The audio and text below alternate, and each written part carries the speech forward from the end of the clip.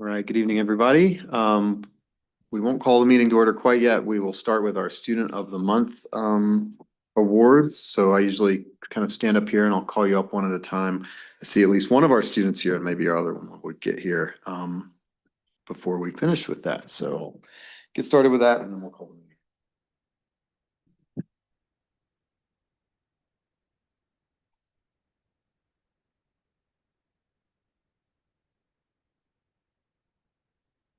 All right, so our first Student of the Month is, I'm not sure who's here. Is Scarlett here? Okay, Scarlett Cohen, come on.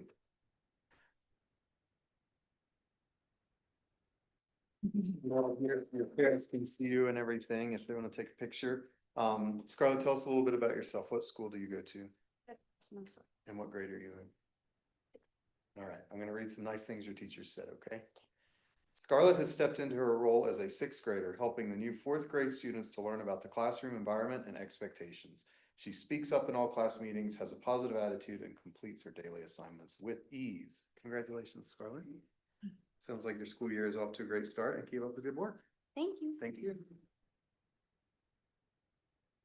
Nico here? Nico Dominguez? No? Okay, well, we'll save Nico's and if he shows up, we'll jump back to that. You're welcome to stay for the meeting. It's also okay if you want to go. Riley might want to take your picture for the Soper Sun. Congratulations. Also a stellar member of the Roy Fork Youth Orchestra. All right.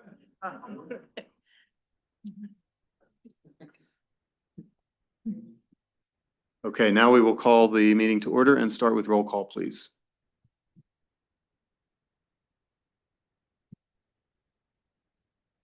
Hassig. Here. Cribs. Here. Here. Laird. Here. Robeson. Jess said she'd be joining remotely, so let's just watch for her. She might jump on there. Used Sparhawk. Here. Mayor. Here. We have a quorum. Great, thank you, Patrick. Moving on to the consent agenda, which consists of approval of minutes from our last meeting, which was August 26th. Local licensing authority items, a Rumba Girl liquor license renewal and White House Pizza liquor license renewal. Resolution number 6, series of 2025, authorizing check signing and other banking business for our new staff. Accounts payable from September 9th, which includes a memo and an approval report. Any questions or items to pull for discussion? No? I would move to approve the consent agenda. Second. Motion by Erica, second by Chris. All in favor, say aye. Aye. Right, motion passes unanimously. Next item is public comment. If anybody here would like to address the board on anything that's not on tonight's agenda, now's your chance. Can approach the podium. Don't see anybody here. Don't see anybody online. Okay, we will move right along to trustee comments. Trustees have any updates since our last meeting? Yeah, go for it, Russ. Well, it's nice to be back and see you all in the flesh. I did a cross country trip. I think I mentioned this speaking at the last meeting. But I always take advantage of like driving into the small towns where I get, not just stopping at the exits. And it's, I think from this position, with a little bit of sort of municipal experience, kind of looking at where people are focusing their efforts and spending their money and where they aren't. I think it's always really interesting to take a look at that. I think it's reassuring that we're doing the right things, but certainly some thoughts about ways that we might look at some economic development stuff and putting ourselves out there maybe a little bit more in areas that we think is appropriate. I've definitely pulled a lot of pamphlets and promotional things that I think are worth looking at. So that's that. This Public Arts Commission met. A little bit of interesting stuff there. We had that donation of the Bill Morrow Insane Cycle sculpture. And we did what we had to do, which was, in order to sort of receive it, is get it, get an appraisal. The appraisal came back lower than maybe what the heirs or the folks dealing with the will had maybe thought. And I think there was a little bit of miscommunication there, and maybe not an understanding that appraisal does not reflect our appreciation or value of that sculpture. But as a result, at the moment, the contribution has been sort of withheld. And so we're kind of, I think, biding our time a little bit, hoping some things just sort of pan out. But I certainly would just want to reiterate, and from my position and from a lot of folks that I've talked to, that we really love that sculpture, that really having it in the town's collection does nothing but sort of increase its value and make sure it's well kept. And so I hope we can make that all work. CPAC worked really hard to kind of get the sculpture, get the donation by Bill before he passed away. And I'm hopeful that that'll happen eventually, but at this point it's on a press pause. Two more things. One, I was on a call today with the Dia de los Muertos crew, which is, just a huge subset of all the creative people in this town, especially those from the Latino population as well, which is really wonderful to kind of just see how many folks from how many different organizations kind of come together to make that happen, and all the work that goes into a celebration, which I think we often forget. But the youth orchestra will play. Paco will be there dancing with his kids for the last time as the director of that organization. And just a reminder to everybody that due to calendars, we are celebrating the Dia de los Muertos not on October 31st, but on November 7th. So that's the first Friday. So this is one of those weird times where it kind of lines up to be significantly a few days afterwards, but we've decided to keep it on November 7th, first Friday, Dia de los Muertos. Put that in your calendars, please. And then lastly, sort of a shout out to the Parks Department. I'm always frequently amazed as I walk across Soapers Park, how the grass in Soapers Park is unbelievable. And it is this amazing carpet of loveliness, of some sort of amazing mixture of grass and clover and just enough dandelions during Dandelion Day to keep that working. And so to whoever is in charge, whoever the miracle worker is who does that, I just know that I think it's an amazing job, and it doesn't go unappreciated. Thanks, Ross. Colin, any comments? Just a couple. Just want to let you know that the Good Deeds program is moving forward on the purchase of another home here in Carbondale. The couple, one is employed at Crystal River Elementary School, and the other one works for the Buddy program. So I think we're in the high teens now. And then you probably heard that the residents of both mobile home parks have accepted the financing to purchase the mobile home parks. So that's moving forward with the closing in October. Erica, anything? I hadn't had any commission meetings or anything, but just went to First Friday last week, and it was hopping for September. It was kind of surprising. And I dragged my husband, who doesn't usually attend events with lots of people, and he was super impressed. He was like, "What is all this happening? What is all these things on the street?"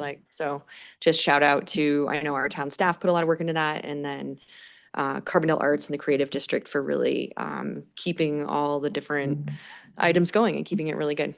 So. Chris? The Bike Ped Trails Commission was on Labor Day, so that meeting was canceled, but they are planning to meet next month, and will hopefully have recommendations for the budget after that, and also some feedback on all of the summer projects going on. So looking forward to that. I think that's all I have. Christina? I attended the tourism meeting for this month, and we went over just that we have a new dashboard, which is kind of nice because it'll sum up what's going on. And one of the big things, it's data from June, but it was talking about how we were up like 4.6% in visitors in June. And so hopefully that momentum stays going, and just some ideas and trying to follow our strategic plan closer. And then I'm on this transportation coalition. group that meets in Aspen once a month. We have 10 meetings and we're on our 6th meeting. We meet sometimes twice a month. But I'm always amazed by the speakers that go in, and it's focused on Aspen, but everybody in that group, there's a representative from Glenwood and Carbondale and Basalt, because that traffic is now starting from Glenwood. So it's really interesting, and the speakers they bring in, like I said, are great. We had a speaker from the new the Pickens County and the new airport, the way that's going to develop. The city of Aspen was talking about the lumberyard housing that's been, I feel like that's been going on for years and years, but how they're gonna try to collaborate with the airport and get like carless traffic right there. So that's exciting. And then Snowmass talked about their counter, the shuttles and so forth. So it's great to hear all the different transportation venues that are going on throughout the valley. Like I said, if we could cut the congestion in Aspen, it'll help throughout the valley, which is the ultimate goal. So yeah, so that's interesting. And then I have a be sitting in for Jess this Thursday at the Carbondale Chamber. And just like Erica said, I went to First Friday, and I think this was the first Friday that they implemented the market. And that was really cool. And I think they're going to stay doing that. It's just local, there's a bunch of more local artisans that are there selling stuff. And then just the grants, I keep sending those to nonprofits. So hopefully, I don't know if we're going to hear an update on if we have any applications or not yet. So hopefully we do. But yeah, that's what I have. Okay, thanks, Christina.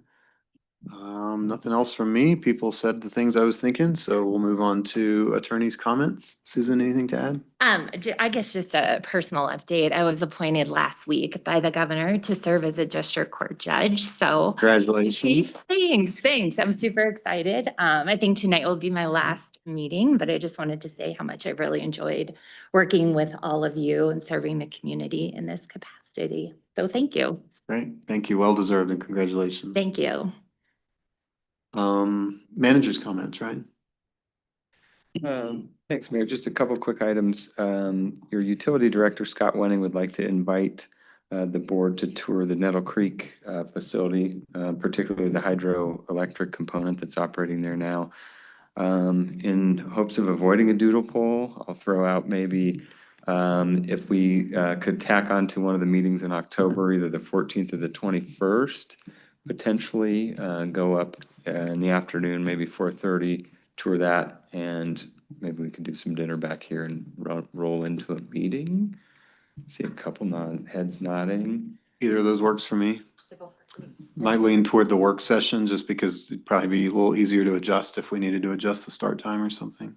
Yeah, that's the 14th. Okay, good, because the 21st, it's gonna be tight for me, so the 14th is better. Is that the work session? All right. No? No, 21st. 21st works. I didn't have it. Doesn't really matter. I'm good either way. That was just a suggestion. Both work for me. Okay. I'll check with Scott, but I think we'll lean towards the 21st if that works, because I think for work session, that might be better. Okay. One other item, there are conversations, I think, White River, Garfield County, BLM, about coming out of fire restrictions, maybe heading into the weekend. I know everybody was enjoying rain today, and so we'll keep you posted there, but that could be some good news. That's it. Great. I would just add on to the fire restrictions. It's been really, it's felt very organized and seamless that we've just followed the county, and the counties seem to have been working together with the municipalities in the past. Sort of like one would go and then we'd wait till a meeting and we'd discuss it. And I feel very good about this is a staff level thing in coordination with experts, and it's not something for us to be debating. So I'm perfectly comfortable with you all adjusting that up and down with all that involvement. So thanks for doing that.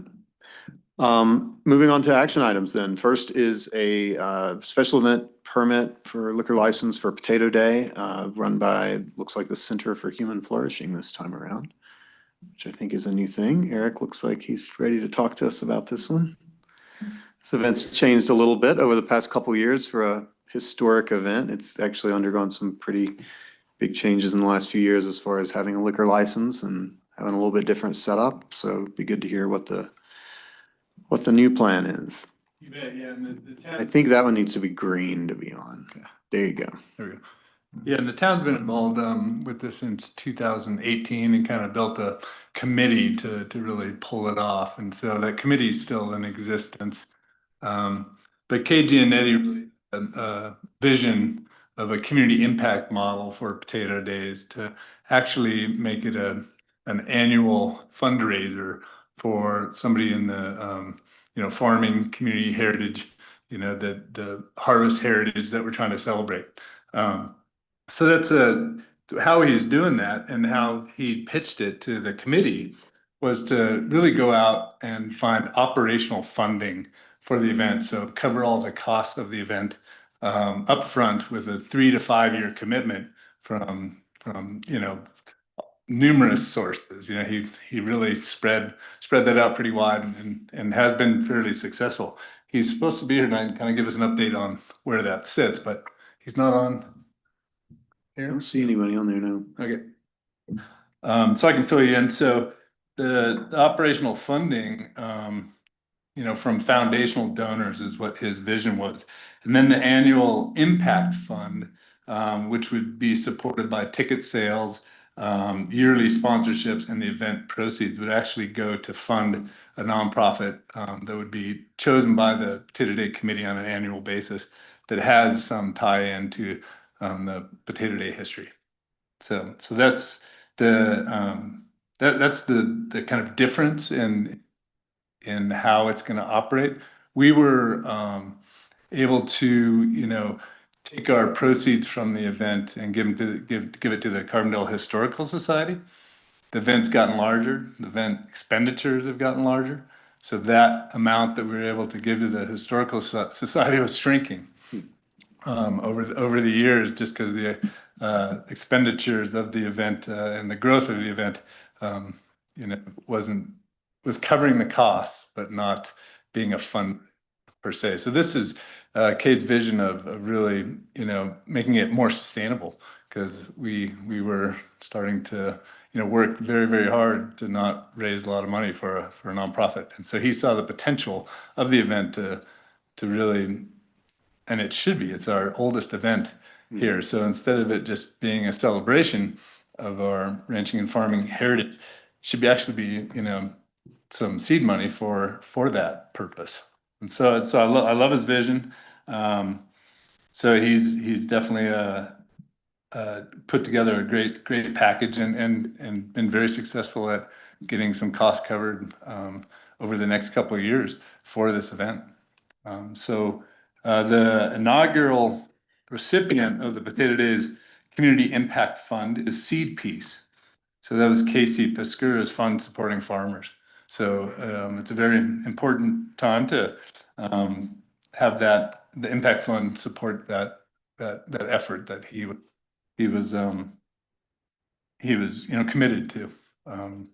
So it's the theme this year is the Roaring 20s, and so it's the 100-year anniversary of the Great Gatsby, when the Great Gatsby was written. So we are presenting it as the Great Spudsby. So that is what's happening. GRAPE, right? Potatoes aren't going to celebrate themselves, guys. So we have to do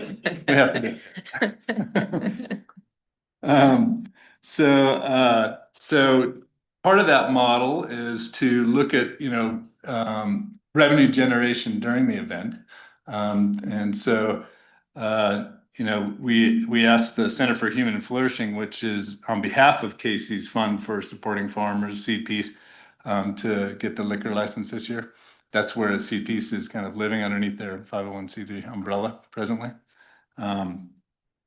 And so that's why Rita Marsh is going after and the Center for Human Flourishing is going after the liquor license. That'll be in the shade pavilion like we had last year. Last year we operated under a festival permit, so this would be more of a traditional beer garden, and they're going to serve Aguila wines. They're going to serve Woody Creek distilled cocktails and local beer from where's the beer?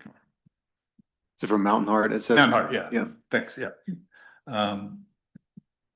So that's what's in front of you today. Also, what's in front of you is, you know, the whole kind of application process. So we're still gonna have the, Mount Silver, oh, sorry, Ross Montessori School is going to be putting on the, 1 mile fun run. The Carbondale Rotary Club is gonna be putting on the pancake breakfast.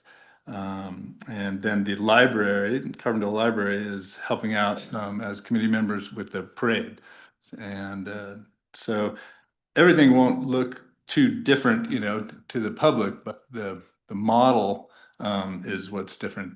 The underlying model of how this is going to be funded and how it's going to be more sustainable with this model. So Great. Well, thanks for explaining all that to us. That's, yeah, like you said, it probably won't seem that different to people, but it's good to know what's going on behind the scenes. yeah. Any questions for Eric about this application?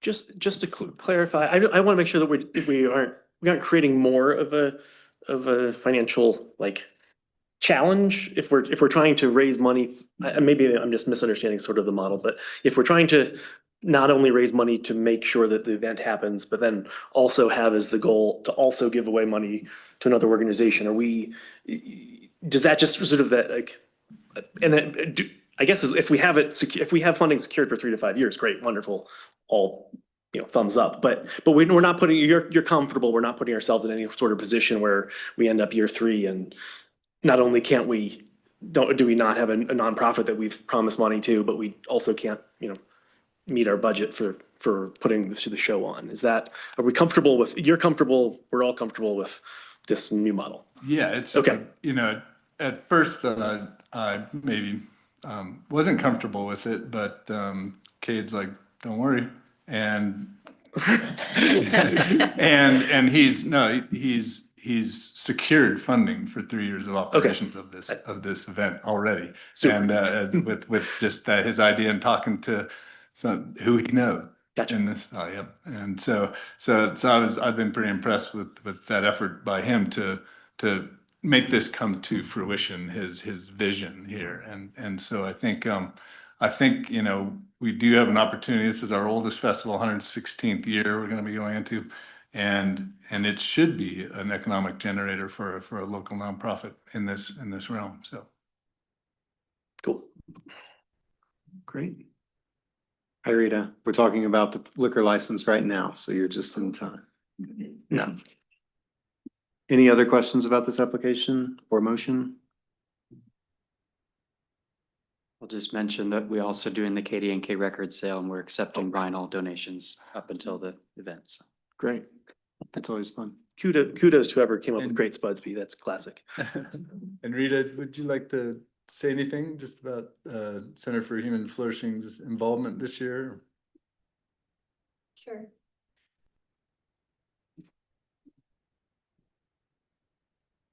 I'm Rita Marsh, and I'm co-founder of the Center for Human Flourishing. We're at 3rd Street Center.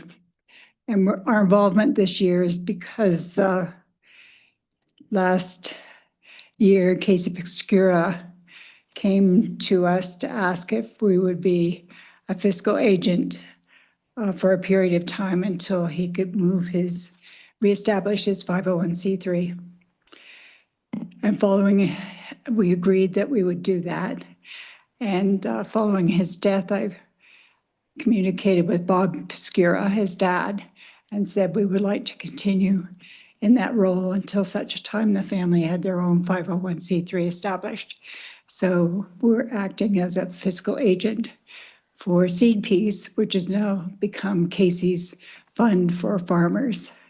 And we're thrilled to be working with this upbeat for Potato Day with Cade and the town, and supporting the Obscuras as they move through a very difficult time. So with no knowledge of what the liquor license thing was about, I went in and Eric guided me, and we've got all the paperwork, I believe, in place. So thanks. Yeah, it looks great. Thank you. Anything else? Or a motion? approve the Center for Human Flourishing special event permit application. Second. Motion by Ross, second by Erica. All in favor, say aye. Aye. Aye. Motion passes unanimously. Thanks, Eric. Thanks, Rita. Thank you, guys. You can thank Cade when you see him. He might walk in 10 minutes because it says 6:35 on the agenda, but sometimes we move quickly. It's all right. I won't apologize for being ahead of schedule. Next item is the Carbondale Aquatics Center monthly update. So you can just stay there, I guess, Eric, and we can hear the team.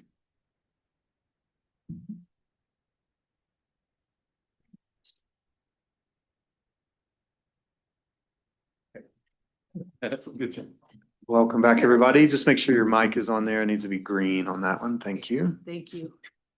And yeah, we'll go ahead with your update. All right, well, thank you. Happy to be back. Glad to see everybody again.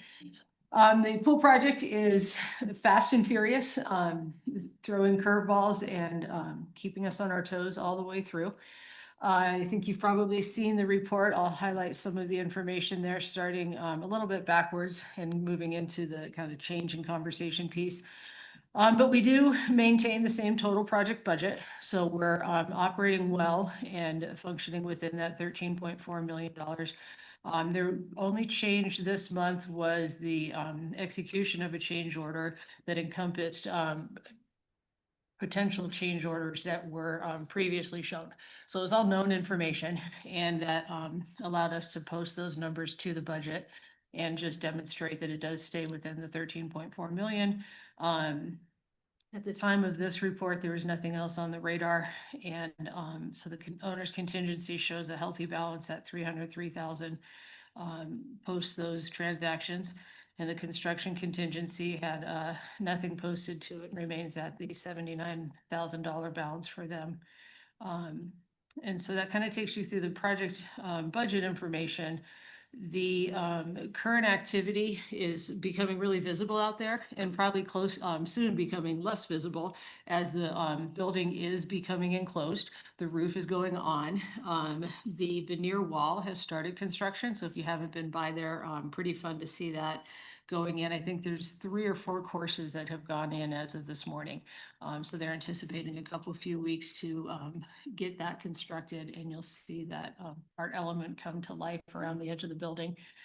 Water is currently in the lap pool, so they're about to begin the water testing to leak-proof the lap pool and have that prepared. Let's see what else is happening out there. All kinds of things. The spa is also primarily complete and nearing its preparation for watertight testing. Some tiling has been done. All those kinds of activities are moving themselves along. So we did talk a little bit last month about potential shifts in schedule and some of the changes that, have happened, and it's kind of had become evident over the last several months, and the optimistic approach to hoping that they could reel it back in and would be able to complete things kind of within the originally scheduled timeframe or by the fall.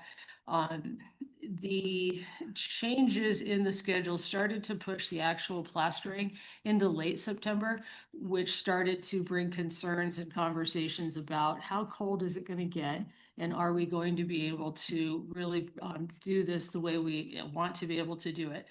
Through those conversations, some of the things that came to light was that originally this project, like a lot of pool projects, was intended to complete in the spring of 24. And that has you putting the plaster in the pools in the spring, and then having the water stay temperate and remain temperate over an extended period, which allows for the quality that you want to make sure the plaster cures correctly. So through those conversations as a team, we sort of realized that we didn't have a reason to push that envelope and force the issue into trying to make sure that we could get plaster on quickly enough and hope the weather held long enough, and then put that new material through winter conditions, when that was really our intent, was to put plaster on and then take the water, some of the water out, and then have it sit under winter conditions, and then go back through bringing everything back up to speed in the spring. So that started to present the opportunity to say, well, how do we get the best quality outcome with the best results for the town and for the project that, we want the longevity of the project. We want this to be around for, more than the 40 years, I think, that it already was around. And so that was, it was a good, great experience for the project team to go through and really demonstrate that commitment as a whole to what's the best outcome, not what is the quickest path to, means to the end, and how do we just rush through this and check the box and say we're done and we did what we're supposed to, and then hope it all turns out well. So the factors that went into play were largely based on the timing of getting that plaster on, because it's a super important element. It can be quirky if it's not treated properly. And so that was a really big focus of the conversations. We also talked about a couple other challenges. The electric heat pumps, while we're confident that they're going to do well and do their thing well, there's a learning curve to managing them properly and trying to start them up and manage them under those conditions with the pressure and stress of the impact of the plaster failing or not, based on how well we can staff the project team. Everybody can kind of figure out how to operate these under these conditions in a tight time frame, and so, with such pressure on the plasters curing properly, didn't feel good to anybody. So that created some challenges. We also had a couple of items that have been deferred due to fabrication. So we have some phenolic materials, some custom items that are need to be fabricated, and sinks in the restrooms that had gotten delayed a little bit, and we're going to be pushed into probably November is when that installation is looking like, and that's on the schedule there.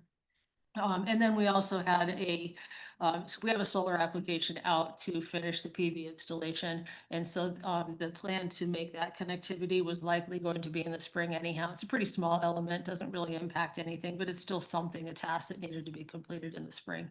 So through all of those conversations, the project team agreed that the best approach was to bring the project to its point of completion in the fall and defer some key elements to the spring, again, in order to provide that best outcome. So in addition to the items I mentioned, it also allows a considerate effort towards how landscape installations are completed. Some plantings will do better if they're completed in the fall. Some are going to be happier if we defer them to the spring. And it allows us to let the landscape architect and installers make those decisions and recommendations, because we now have that flexibility in the schedule, again, to look at that best outcome. And all of those items come together to provide consideration for the warranty, which was another opportunity for us to say, yeah, this is in the best interest of the town to take these items and defer the start of the warranty timeframe to completion in the spring, instead of starting that clock in the fall, when we would have essentially fired things up once, seen them do what they do, and then put them to bed, hope they survive the winter season, and then bring them back to life. And again, then see that time frame, 10 years down the road, when things start to wear out after warranty expirations or those types of, we all know that happens to equipment. After some point, it needs some help and the warranty has expired. These warranties stay in place beyond now this winter season, essentially, because they'll start in the spring. Let's see. So I think that kind of covers the bulk of what led to the schedule change, and I can pause for a minute and see if there's any questions that I can answer before carrying through any of the rest of the information. I think that's a good place to pause. Any questions about those? I mean, that's pretty significant. It doesn't affect the first day people can go for a swim, it sounds like. Which is key. And that was a key part of the conversation. I appreciate you bringing that up. But it does, just the project will be ongoing, and there's some pretty significant components that are going to be delayed. Yeah. So effectively, they'll just sort of button up the site for the winter and then reopen and. A little bit, and I think that's an important point that I do want to address, and I'll kind of go down this path and we can come back to questions, or you can stop me at any point. But the project team is committed to continuing, and so it's not going to go completely idle. Some of these tasks, and I mentioned some of the custom fabricated items are going to show up a little later than was not going to be here in October. We're also talking about being able to do an early punch list, and the contractor is committed to addressing those items, say in January when they can. So again, we're not pushing up to the envelope where you typically see this flurry of activity leading up to opening day, and staff is trying to get in there and they want to set up and they want to have things in place, and you've got a painter in there, getting little spots. So So they're committed to being available and present and having some activity. But for all intents and purposes, the bulk of the construction will be completed in that mid-November timeframe.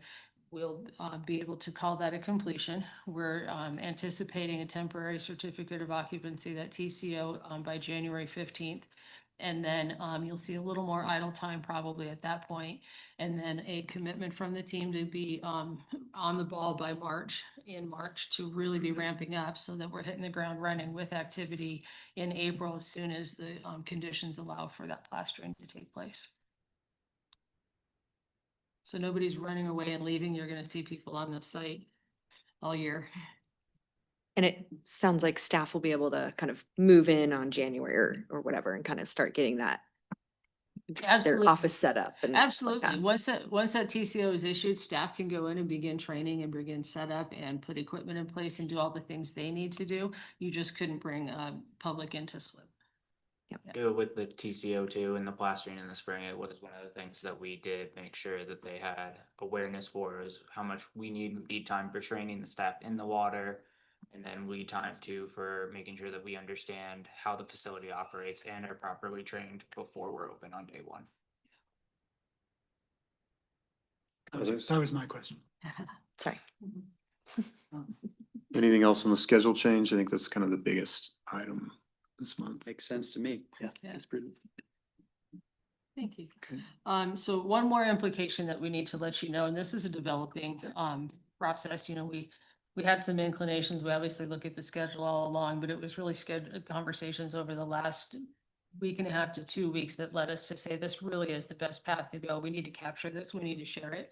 We need to let people know, and we need to kind of plan how it's going to come out and what it'll look like on the back end. A.D. Miller, your general contractor, is able to extend this project schedule timeline without any additional charges. They're not asking to extend their general conditions.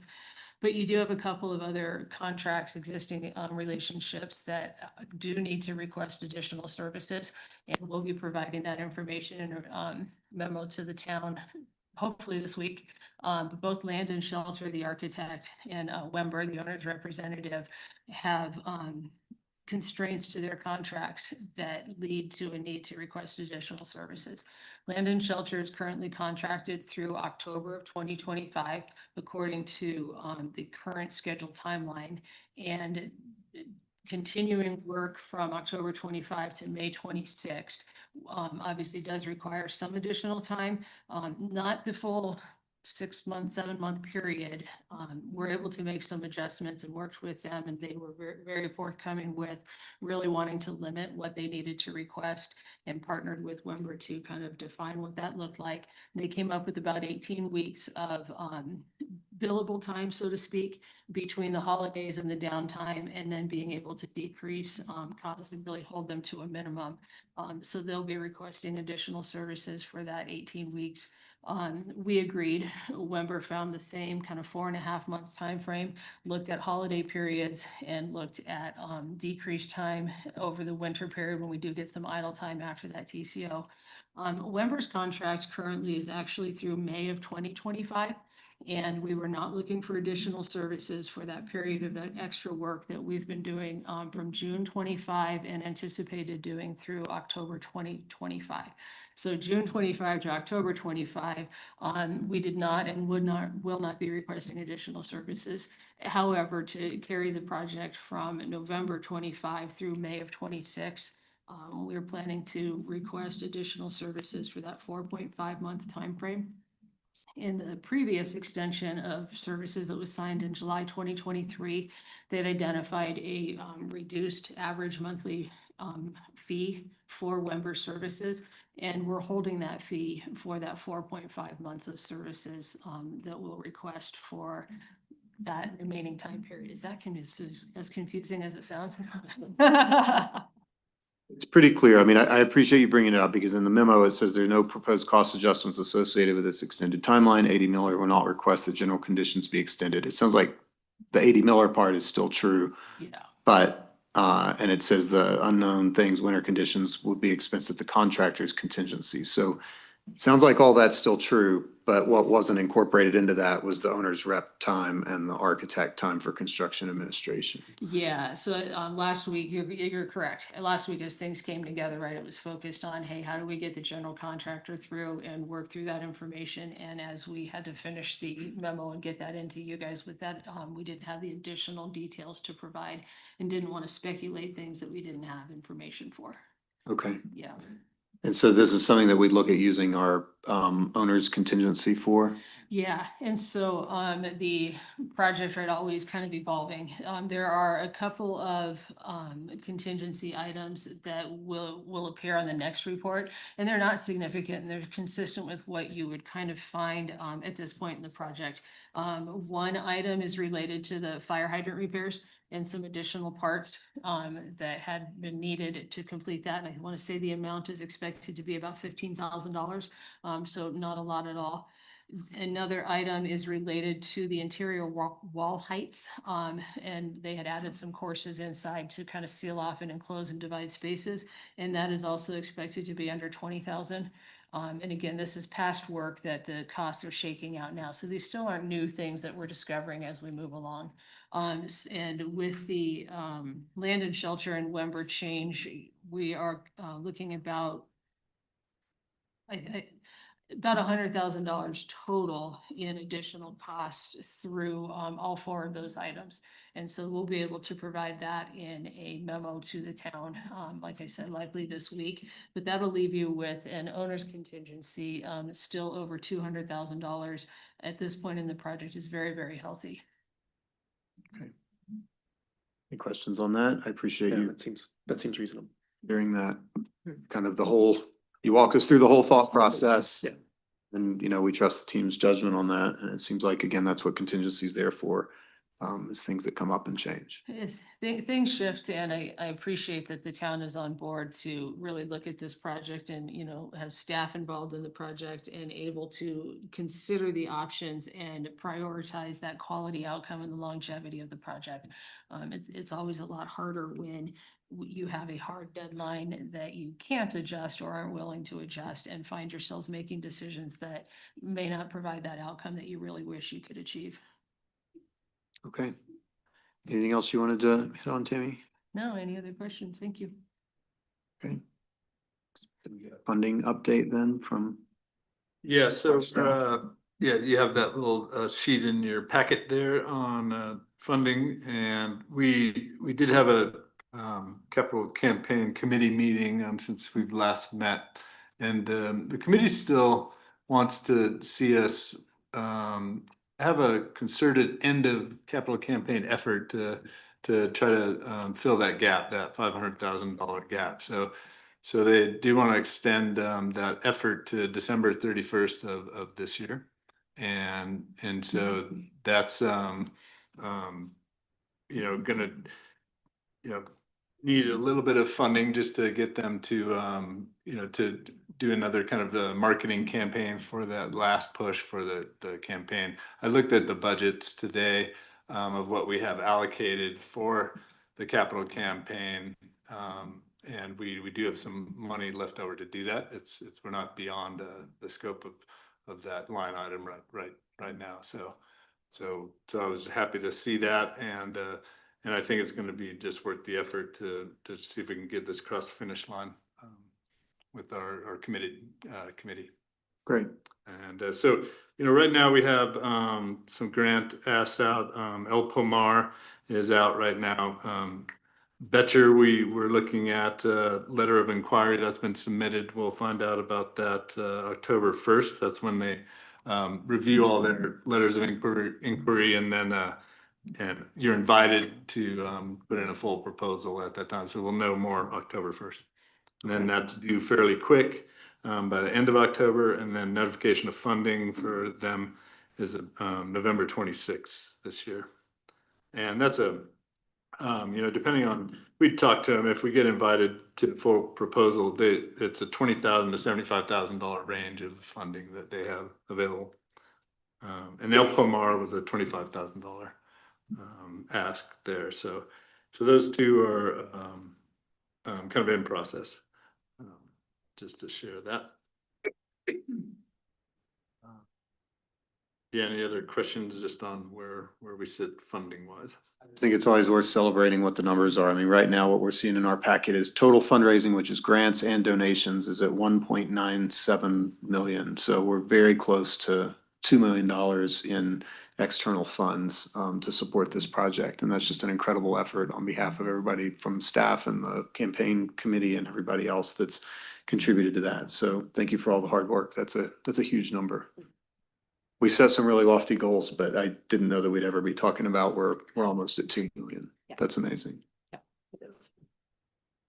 Yeah, Nice it's a committed committee. They're willing to stay on and volunteer their time to see this across the finish line. So that's great. That's great. Okay, anything else from the group?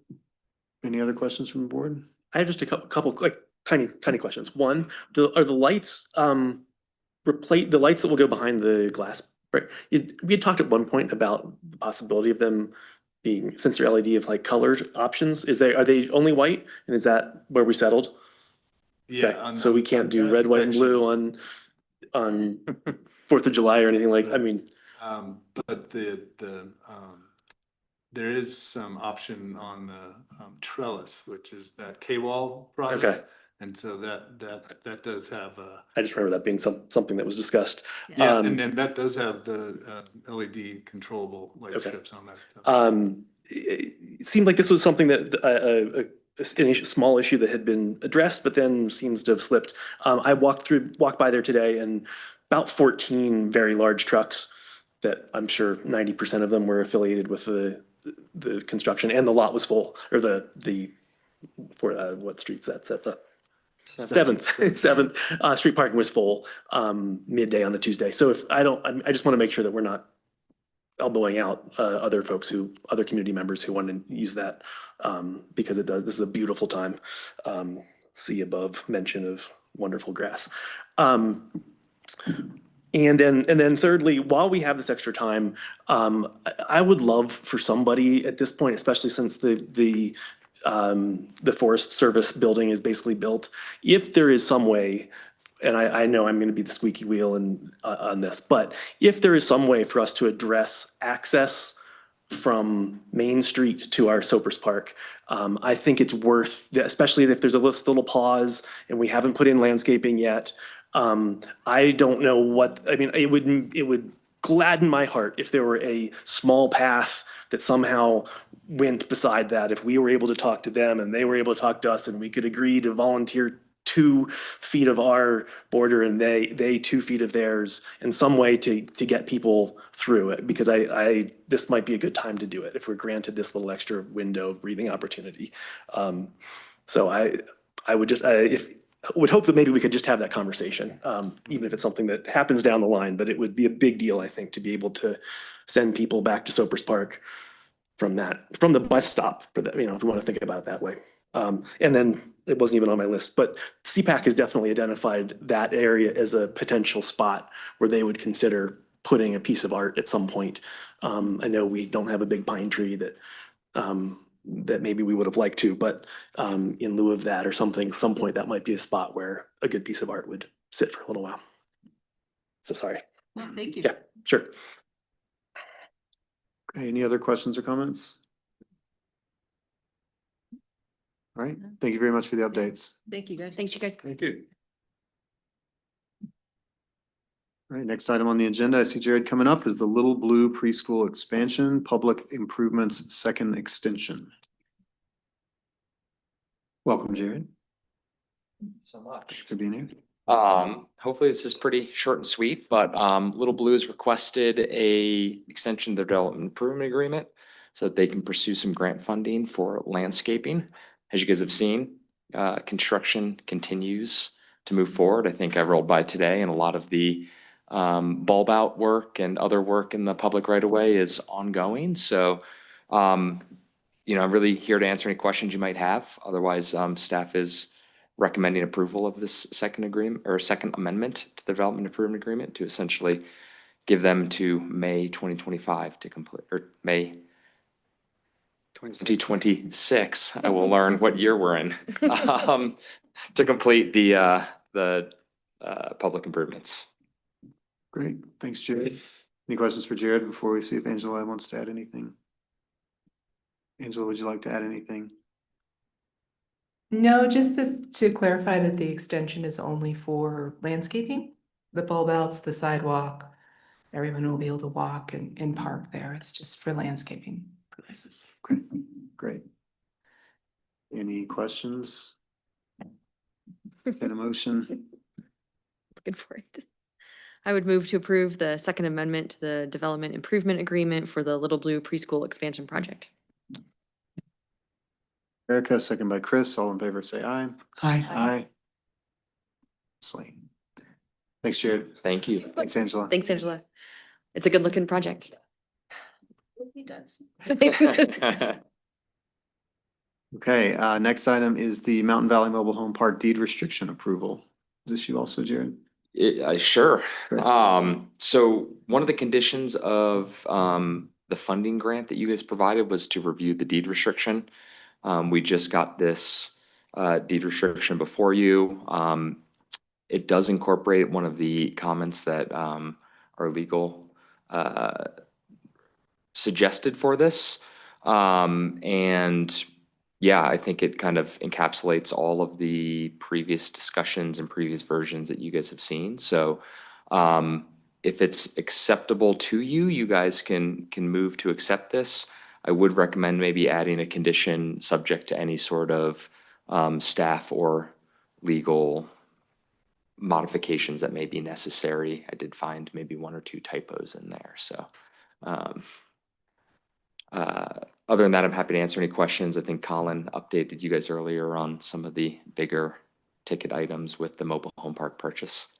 And if I can, the residents also approved this. Okay. So they voted to approve to move forward on the financing and to accept the deed restriction conditions.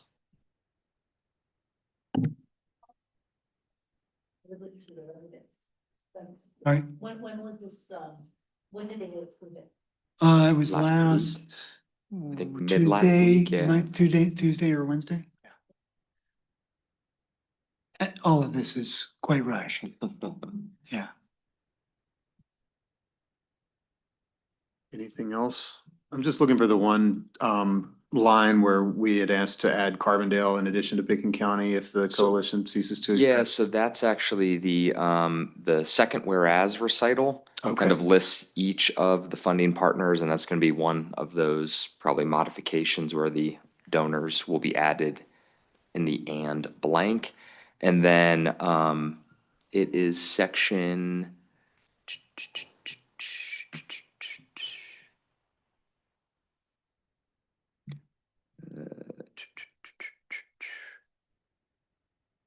section 6.2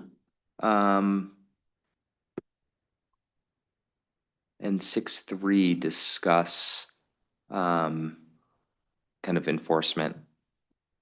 Excuse me, foreclosure. Enforcement's really section 5, so that's where it talks about enforcement of this covenant.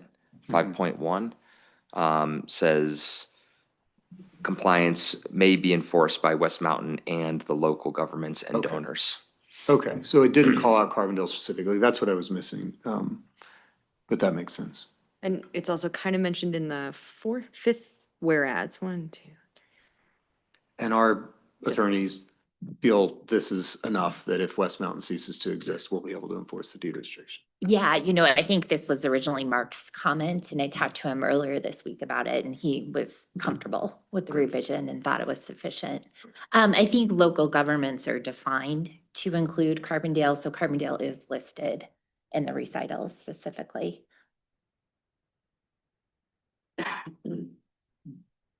Okay, this has been I wouldn't say a long road, it's been a really fast road, as Colin mentioned, but it's been a complex and sort of circuitous path, so.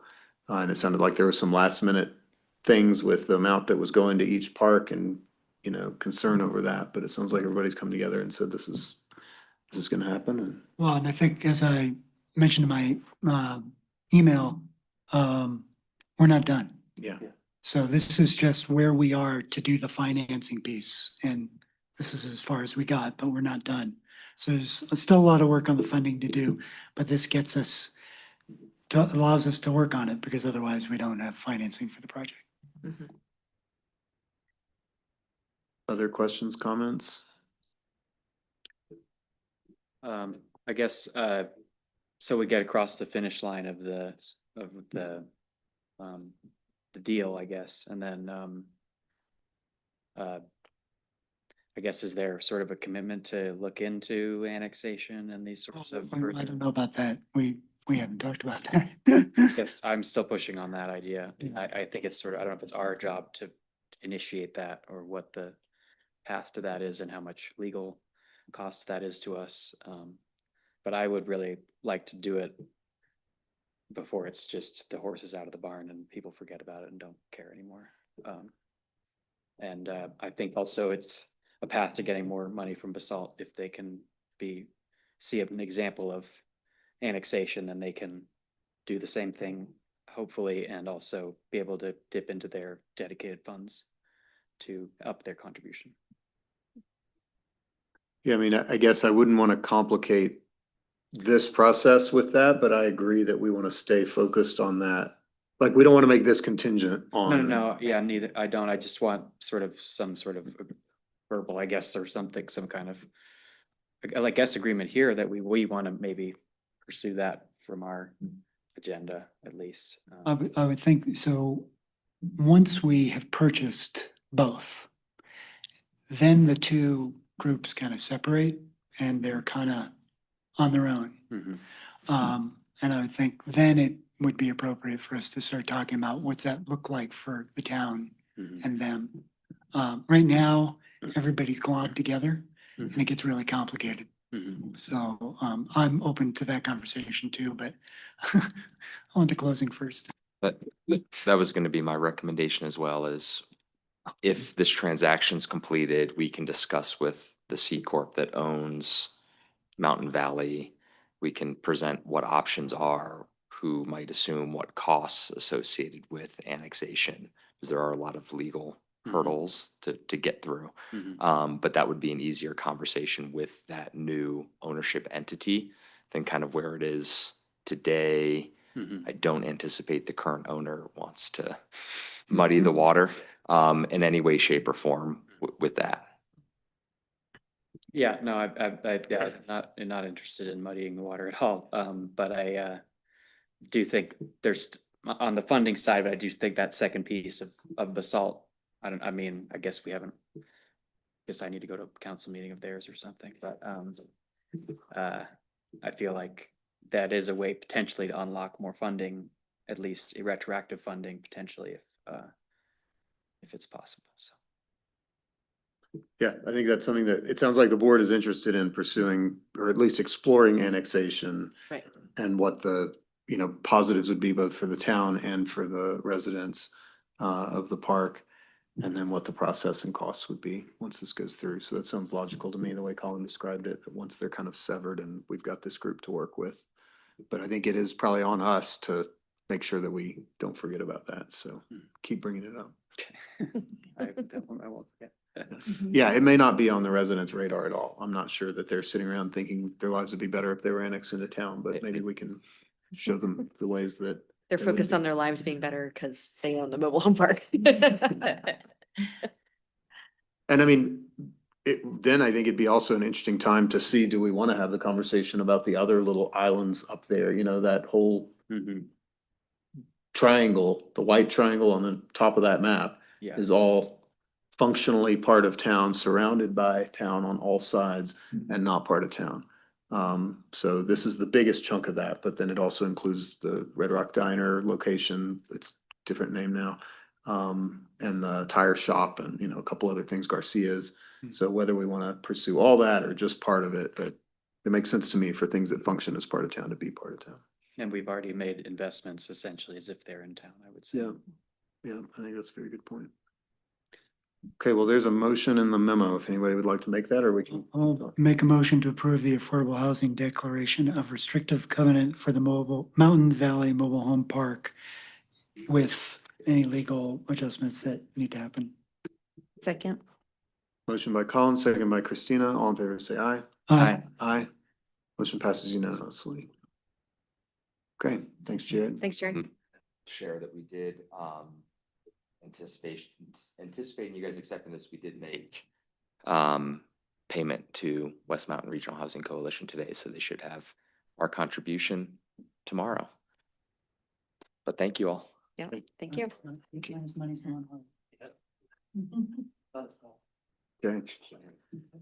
All right, last item on our agenda this evening is the 2024 audit update and 2026 budget discussion. Okay. My eyes are so bad, I can't see what you guys are seeing if our auditors are there, but I see Diana Stewart as guest with her mic muted, so looks like. I don't know if you need to promote her to panelist or what we need to do there. thank you. Yeah.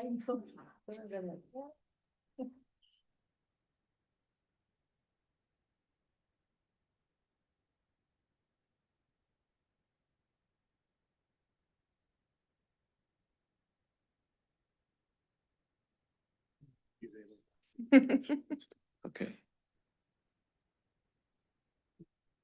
We can start with the budget Okay, and pivot. Not sure what's going on there. She's okay. Diana, are you ready? Can you hear us? Maybe you can unmute. Might be part of our under promise over deliver agenda timeline. Right? There we go. Looks like you've unmuted, but we're not hearing you yet, Diana. Why do you want to hear me? Here we go. Oh, are you not our auditor? I guess not. No, that I am not your auditor. That would either be Danny or Paul. Okay, I'm just a listener. great. Well, thanks for being here to listen. You can go back on mute. Thank you. All right, so we don't have our auditor on They're yet. not here. I was just say, it sounds like Renee. Oh, that was Renee. Okay. I'm incognito. Yeah. It's like you have an alias, Renee. Yes, Yes, yes, we've I got- do. All There we go. I'm busted. Yeah. Yeah. I'm writing this down in case I run into Diana Stewart anywhere. Now you know. All right, well, you can go back on mute if you don't want us to hear you laughing at us or anything. But Paul, welcome. We're pretty far ahead of schedule here, so we are ready for your audit report if you're ready for us, or we can talk about the budget for a moment if you need a few minutes. Yeah. Mind just talking about the budget for a minute? I just got done with Gunnison's. Okay. And so Sounds good. Let's do that. All right. Mayor and Board, budget 2026. As you know, we've got Oliver Plu as our finance director now. We are working on our OpenGov software and working through that process. And new software is always a little bit challenging, but we're getting there. Ola and I met with all of the departments last week to start budget conversations. And so we're sitting here this evening and we have in between tonight and the first meeting in December, 8 meetings. And so it's time to dig in. And thought that we could kick off next week at your work session with a high-level conversation about what historically, I guess, have been some of the board priorities. So one of the tools that I think could give us a framework for that discussion was something that was generated at your board retreat in August of last year. I'll hand that out in a minute. If I hand it out now, you'll start looking at it. We have at the town a lot of policy documents. You have your comp plan and lots of other, strategic planning documents. But from what I could see, that is the most focused list and most recent conversation that you've had about priorities. The aim of that list was to provide some level of prioritization over an 18 to 24 month period.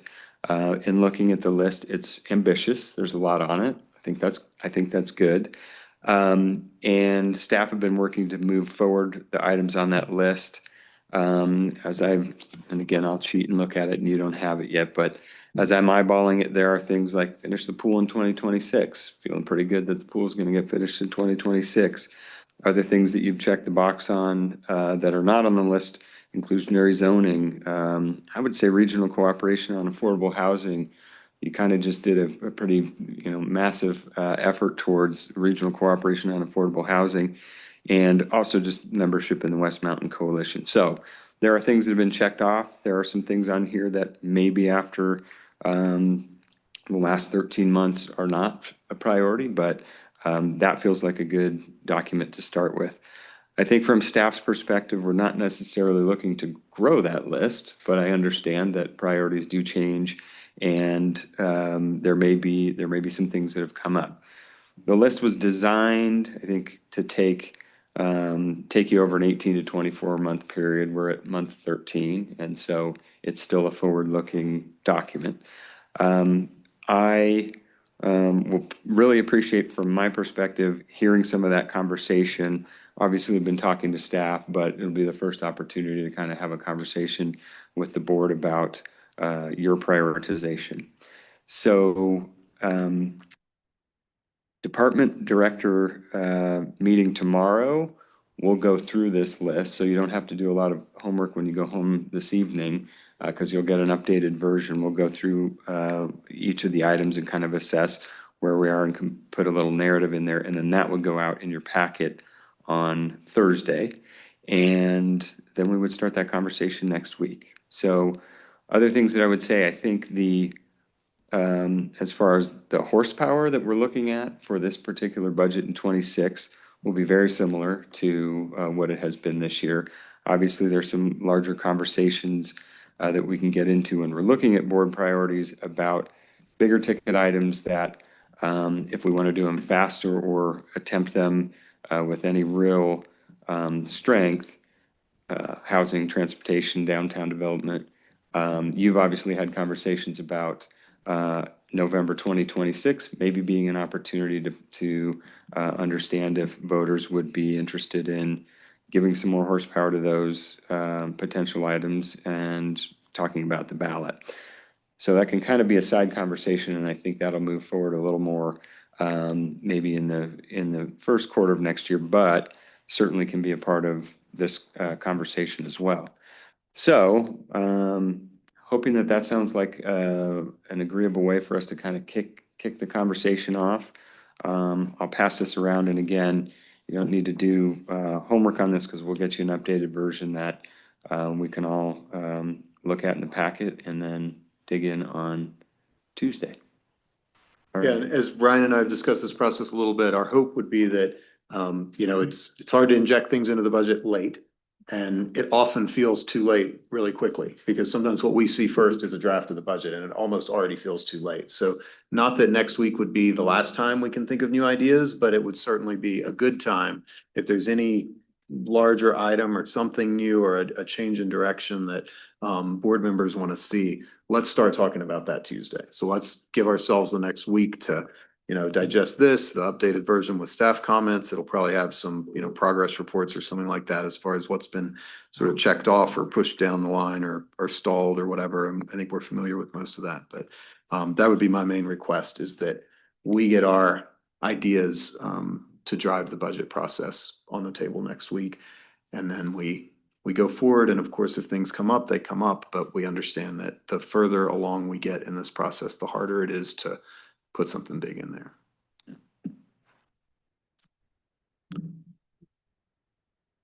And, we were getting kind of a quarterly update from Lauren on these with progress reports and stuff and where we were, but Brian pulled this as like, this is kind of the original, which was good. It was about this time last year. Yeah, great. Thank you. Great. Yeah. All right, we'll get rolling. Okay. Paul, did we give you enough time to get ready there?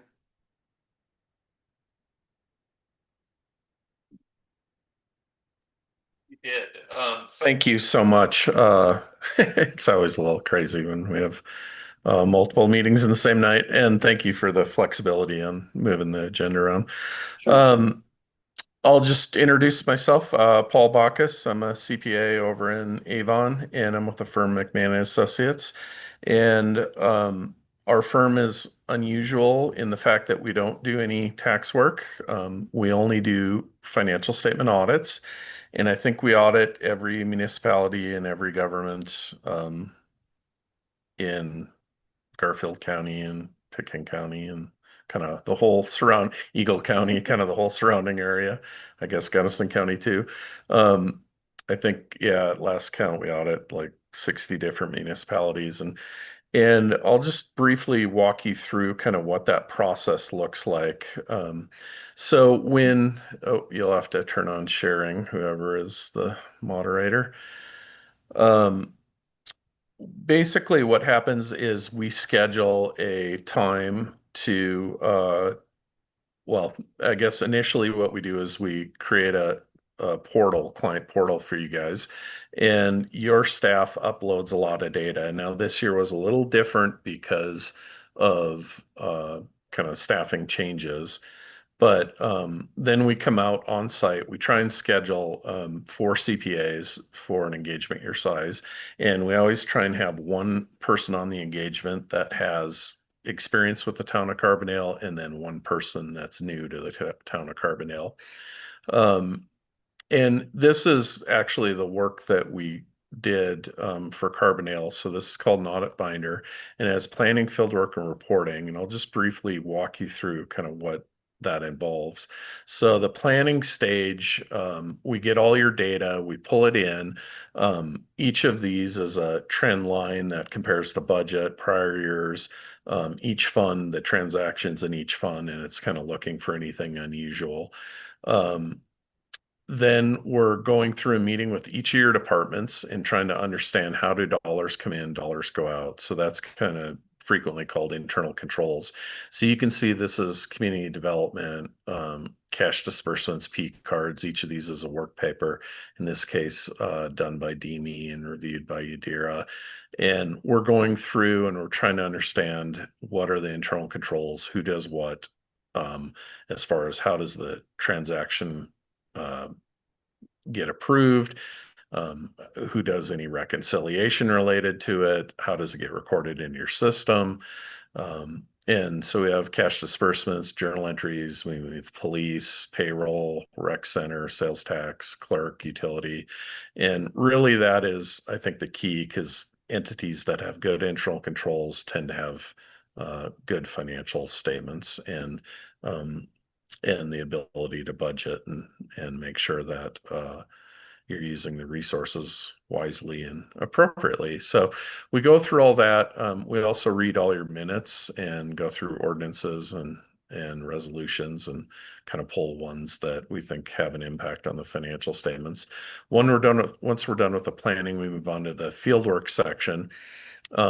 And that follows a balance sheet. So as an example, this is your cash section. And you can see here's your investment policy. And then each of these is a work paper that looks at how much do you have in cash on each fund. And then do we have that actually in the bank? So these are all bank confirms where we've actually gone. We do them electronically where we can go in and look at the balance or the transactions in your bank accounts and compare that to what's on the financial statements. And then we are doing things like going to the State Banking Commission, making sure your bank accounts are handled as governmental funds, which increases FDIC insurance and things like that. But really the goal is if your financial statements say you have X dollars in the bank, we know it's in the bank and it's there to be used as council sees fit. We go through all the receivables. You have various receivables, whether it's, money from the state, money from the county, from the federal government, anyone that owes the town money, we want to make sure that, we're following up, we're collecting it appropriately. When they make a payment, it gets coded to the correct account. And if there isn't a payment made, we're following up on it. We do the same thing with the utility funds. So these are all your utility billing work papers. Then we go through capital assets. We want to make sure all your capital assets get added to your insurance list,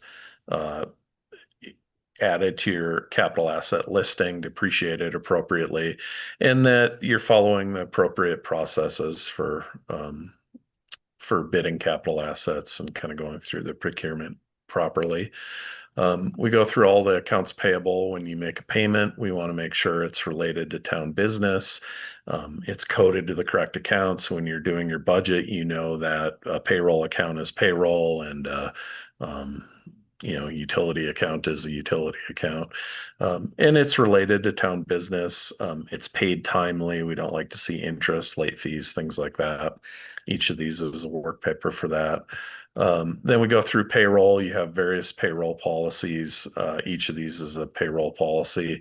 And we want to make sure that you're paying your employees in accordance with the policies that council approved and that we're filing all the correct forms with IRS. So we're staying out of trouble there. Virtually every municipality has some debt. There's various things that were promised when you take out debt, and we want to make sure we followed through with that. And that tends to keep your bond rating where it is, which is a high bond rating, reduces interest expense, things like that. Then we go through leases and technology agreements, make sure they're handled in accordance with generally accepted accounting principles. We go through all your equity, which is your fund balance. So as you're doing your budget, as an example, we want to make sure that your fund balance is correct, so you know how much you have to spend out of each fund and how much you're carrying over. And then there are things like Tabor calculation and various items like that. Take another pass over expenses. You can see these are all various invoices that we looked at this year. Look at all your grants. Grants are a big part of the audit. It's really not just for you, council. It's going to go to the federal government, the state government, the SEC, all your bondholders, your banking relationships. But one of the big ones is federal and state grants. Highway User Trust Fund is actually in your audit, where we do the audit and send that to the state to make sure you get those dollars. Then there's things like ballot questions you have that we want to make sure we followed through. And if you promise something to the electorate, we want to make sure that the town follows through on that. There's a whole statutory requirement that we go through for municipalities, and then do some journal entry testing. So that's the process.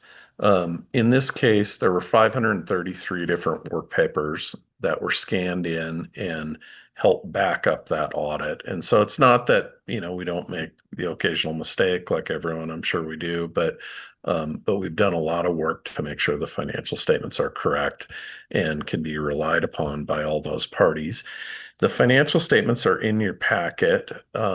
And if you looked at them, you'd notice a couple of things, at least if you love reading financial statements like I do. They're covered by an independent auditor's report, which is our opinion that the financial statements are materially correct and can be relied upon. So all those parties that use it, they know that, hey, we've looked at 533 different work papers to make sure the numbers are correct. And I mentioned they're really lengthy. Your report actually isn't that bad. It's 76 pages long. And that's because there are so many different parties that use it. Like actually at the very end here where I scan to, this is the state local highway user report, which the state uses to make sure that you're handling their dollars correctly, at least as far as how user funds go. There are different sections in here also, a management discussion analysis, and then basic financials. I won't spend a lot of time going through the financial statements because the good news is the town has a process and historically has been able to produce accurate financial data. But there is some charts and graphs in there. If you don't love financial statements like I do, you probably want to spend your time on section B, and we try to include some information in there historically over time.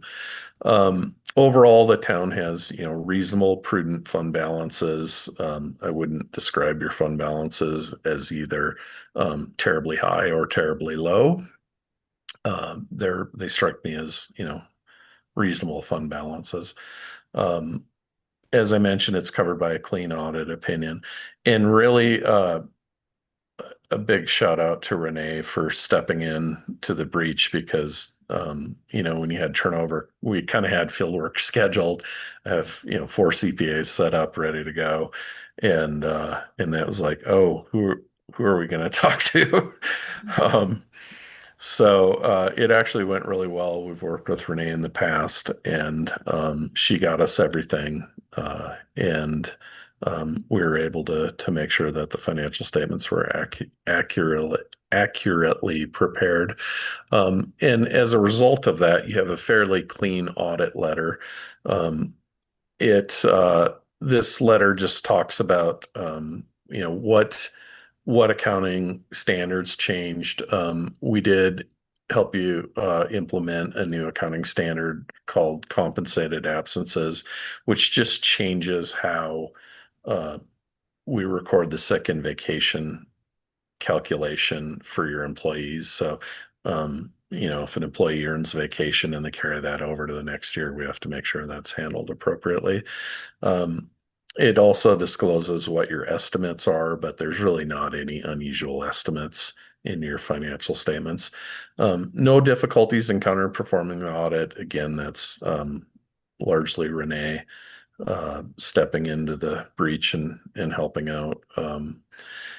Corrected and uncorrected misstatements. There was 3 kind of material journal entries that we made.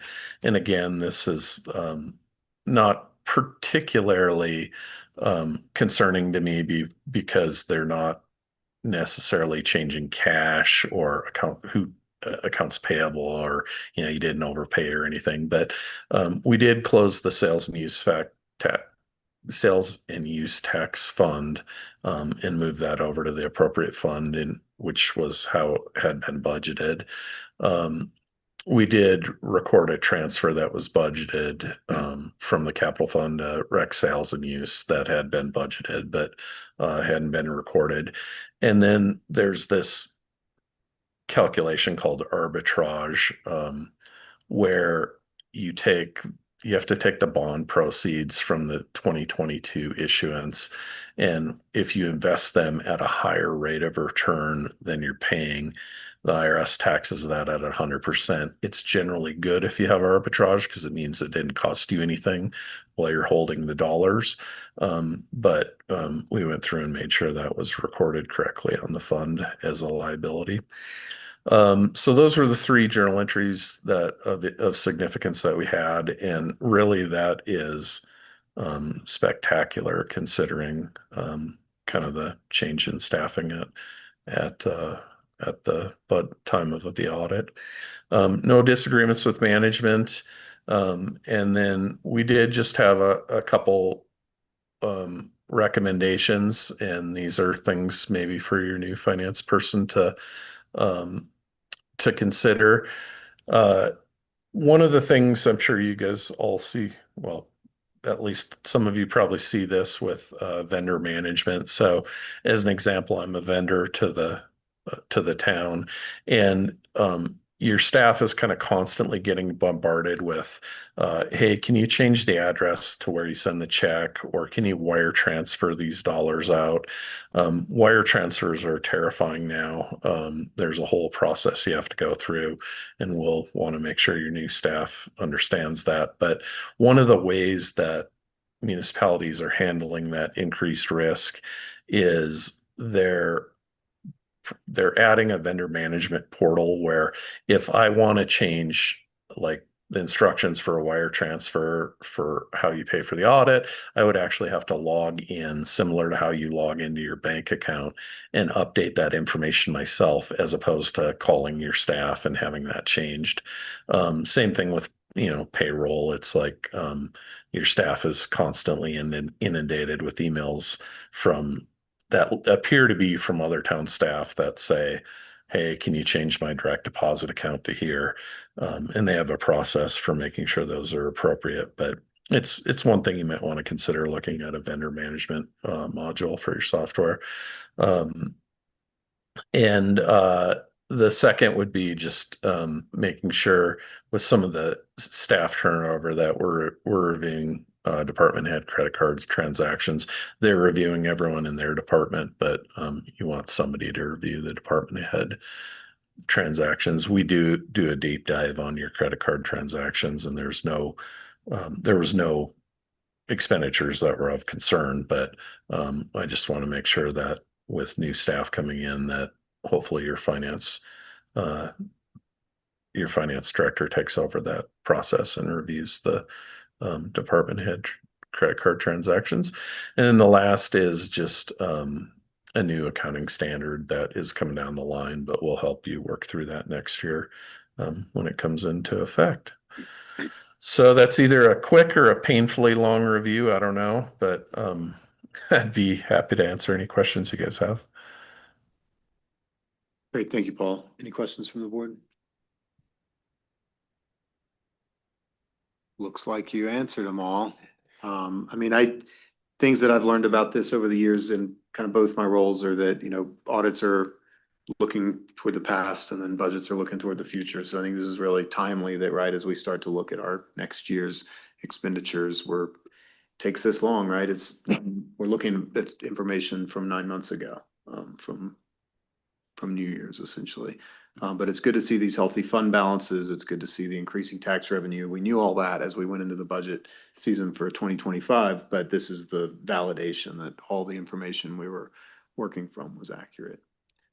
So thanks for that. That vendor management module kind of thing, does that, who takes note of that recommendation and make sure it gets, put into a budget? Okay. So noted. Well, I mean, that sounded like sort of a no-brainer in many respects, and anytime we can make things easier on staff, I think we're happy to do so. Great. And Paul, I've also learned from you over the years, we don't need a motion to accept this. This just is presented to us in this public setting. Is that correct? That's correct. Okay. We filed that with, federal government, state government, kind of SEC, all these parties that use it, so. Okay. Okay. Any other, questions, comments on the audit? Just thank you, Renee, for, if you're listening still, but just super appreciative that you were able to step in and Paul, thanks. I think I worked with you, for the GCE audits, and, when we have big staff transition, it's really reassuring, to be able to get this kind of report, and, it just seems super helpful for both our new town manager and new finance director going forward. So just want to thank you, Renee, for stepping in during this transition time and helping with everything, much less this, and just really appreciate being able to have this in front of us as we go into budget season. I'm glad I could help you out. All right.